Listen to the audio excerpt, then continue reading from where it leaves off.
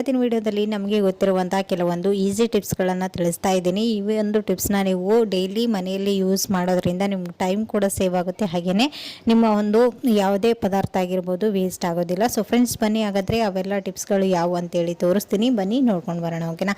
ನೀವೇನಾದರೂ ಹೊಸದಾಗಿ ನನ್ನ ಚಾನಲ್ ನೋಡ್ತಾ ಇದ್ದರೆ ಪ್ಲೀಸ್ ಸಬ್ಸ್ಕ್ರೈಬ್ ಮಾಡ್ಕೊಂಡು ನೋಡಿ, ಹೀಗೆ ಸಪೋರ್ಟ್ ಮಾಡ್ತಾ ಇರಿ. ಮೊದಲೇ ಟಿಪ್ ಬಂದುಬಿಟ್ಟು, ನಾವಿಲ್ಲಿ ಹೇರ್ ಡ್ರೈಯರ್ ಅಥವಾ ತಲೆಗೆ ಯಾವುದಾದ್ರೂ ಕಲರ್ನ ಹಚ್ತಾ ಇರ್ತೀವಿ. ಎಷ್ಟು ಕವರ್ ಹಾಕಿ ಹಚ್ಕೊಂಡ್ರೂ ಕೂಡ ನಮಗೆ ಕೈಗೆ ಆಗಲಿ ಎಲ್ಲೇನೋ ದೇಹದ ಭಾಗದಲ್ಲಿ ಬೀಳ್ತಾ ಇರುತ್ತೆ.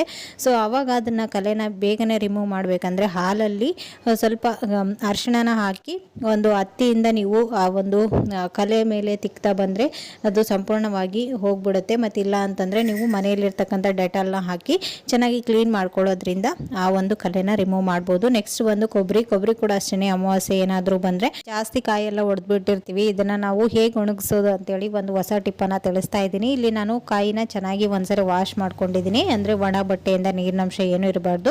ಇವಾಗ ಇದಕ್ಕೆ ನಾವಿಲ್ಲಿ ಒಳಗಡೆ ಸ್ವಲ್ಪ ಉಪ್ಪು, ಪುಡಿ ಉಪ್ಪು ಮತ್ತು ಒಂದು ಸ್ವಲ್ಪ ತಿನ್ನುವಂಥ ಸುಣ್ಣನ ಸ್ಪ್ರೆಡ್ ಮಾಡಿ ನೀವು ಮನೆಯಲ್ಲಾಗಲಿ ಅಥವಾ ಎಲ್ಲಾದರೂ ಗಾಳಿ ಆಡುವಂಥ ಪ್ಲೇಸಲ್ಲಿ ಇಟ್ಟರೆ ಇದು ಚೆನ್ನಾಗಿ ಡ್ರೈ ಆಗುತ್ತೆ, ಯಾವುದೇ ರೀತಿ ಬೂಸ್ ಬರೋದಿಲ್ಲ.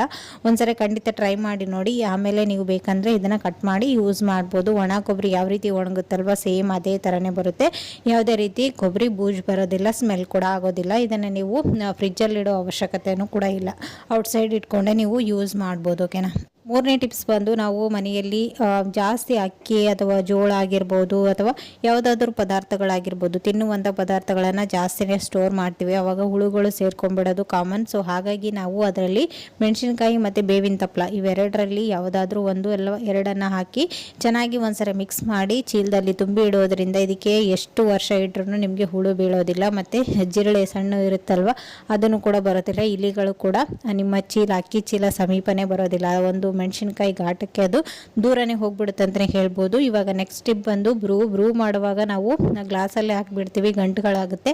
ಸೊ ಈ ರೀತಿ ಒಂದು ಸ್ವಲ್ಪ ಸಕ್ಕರೆ ಬ್ರೂನ ಹಾಕಿ ಹಾಲನ್ನು ಹಾಕಿ ಮಿಕ್ಸ್ ಮಾಡೋದ್ರಿಂದ ಬ್ರೂ ಯಾವುದೇ ರೀತಿ ಗಂಟುಗಳಾಗೋದಿಲ್ಲ. ನೀವು ಆರಾಮಾಗಿ ಈ ಒಂದು ಬ್ರೂನ ಮಿಕ್ಸ್ ಮಾಡಿ ಕುಡಿಬೋದು, ಓಕೆನಾ. ಈ ಒಂದು ಟಿಪ್ಸು ಬೆಸ್ಟ್ ಅಂತಲೇ ಹೇಳ್ಬೋದು. ಡೈಲಿ ನಾವು ಮಾಡ್ತಾನೆ ಇರ್ತೀವಿ, ಗಂಟುಗಳಾಗ್ತಾ ಇರುತ್ತೆ, ಅದನ್ನು ಮಿಕ್ಸ್ ಮಾಡ್ಕೊಳ್ತಾ ಕುಂತ್ರೆ ನಮ್ಗೆ ಸುಮ್ಮನೆ ಟೈಮ್ ವೇಸ್ಟ್ ಆಗ್ತಾ ಇರುತ್ತೆ.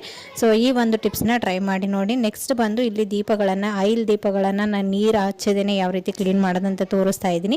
ಇಲ್ಲಿ ಬಟ್ಟೆನ ತೊಗೊಂಡಿರ್ತೀವಿ, ಬಟ್ಟೆ ಅದರಲ್ಲಿ ನಾವು ಎಣ್ಣೆನ ಕ್ಲೀನ್ ಮಾಡಿದರೆ ಮತ್ತೆ ಬಟ್ಟೆ ಕೂಡ ವಾಶ್ ಮಾಡಬೇಕು. ಸೊ ಹಾಗಾಗಿ ಈ ರೀತಿ ಒಂದು ನ್ಯೂಸ್ ಪೇಪರ್ ಅಥವಾ ವೇಸ್ಟ್ ಪೇಪರ್ನ ತೊಗೊಂಡು ಮೊದಲು ಆಯಿಲ್ ಅಥವಾ ಚಾಯ್ ಯಾವುದಾದ್ರೂ ಇರ್ಬೋದು, ಅದನ್ನು ನೀವು ಮೊದಲು ಪೇಪರಿಂದ ನೀಟಾಗಿ ಕ್ಲೀನ್ ಮಾಡಿಕೊಂಡು ಆನಂತರ ನಿಮ್ಗೆ ಯಾವುದು ನಿಂಬೆ ಹಣ್ಣಾಗಿರ್ಬೋದು ಪಿತಾಂಬರ ಪುಡಿನ ಹಾಕಿ ವಾಶ್ ಮಾಡೋದ್ರಿಂದ ಬೇಗನೆ ಈ ಒಂದು ಕಲೆನ ರಿಮೂವ್ ಮಾಡ್ಬೋದು. ನೀವು ಬಟ್ಟೆಯಿಂದ ಒರೆಸಿದ್ರೆ ಏನಾಗುತ್ತೆ, ಮತ್ತೆ ಬಟ್ಟೆನ ವಾಶ್ ಮಾಡ್ಕೊಳ್ತಾ ಕೊಡಬೇಕು. ಸೊ ಇಲ್ಲಿ ನೋಡ್ತಾ ಇದ್ದರೆ ಈ ರೀತಿ ಒಂದು ಕವರ್ನ ತೊಗೊಂಡು ನಾನು ಚೆನ್ನಾಗಿ ಎಲ್ಲನೂ ಉಜ್ಜಿ ತೊಗೊಳ್ತಾ ಇದ್ದೀನಿ. ಎಷ್ಟು ಹಳೆ ತಾಮ್ರದ ಪಾತ್ರೆ ಆಗಿದ್ರೂ ಕೂಡ ಈ ರೀತಿ ಉಜ್ಜೋದ್ರಿಂದ ಇದೆಲ್ಲನೂ ನೀಟಾಗಿ ಕ್ಲೀನ್ ಆಗಿಬಿಡುತ್ತೆ. ಇಲ್ಲಿ ನೋಡ್ತಾ ಇದ್ದರೆ ಎಷ್ಟು ಆಯಿಲಿ ಇದೆ.